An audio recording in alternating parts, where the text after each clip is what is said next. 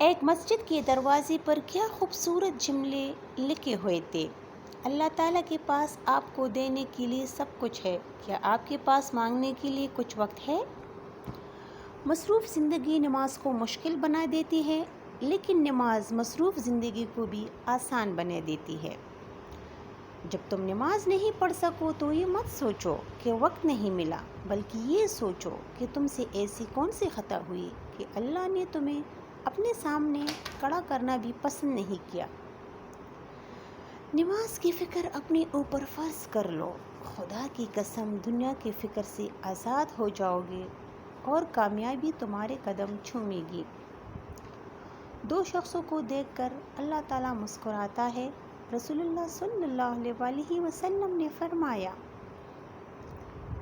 ایک وہ ہے کہ جو سرد رات میں اپنے بستر اور لحاف سے اٹھ کر وضو کرتا ہے اور نماز پڑھتا ہے تو اللہ تعالیٰ فرشتوں سے پوچھتا ہے، میرے بندے کو یہ تکلیف برداشت کرنے پر کس چیز نے ابھارا ہے؟ فرشتے جواب دیتے ہیں کہ تیری رحمت کا امیدوار ہے اور تیرے عذاب سے ڈرتا ہے۔ اللہ تعالیٰ فرشتوں سے فرماتا ہے، گواہ ہو جاؤ، اس کی امید میں پوری کر دی ہے۔ ایک بار جبرائیل علیہ السلام نے عرض کی، یا اللہ، میں آپ کی عبادت کرنا چاہتا ہوں۔ اللہ نے فرمایا، کر لو۔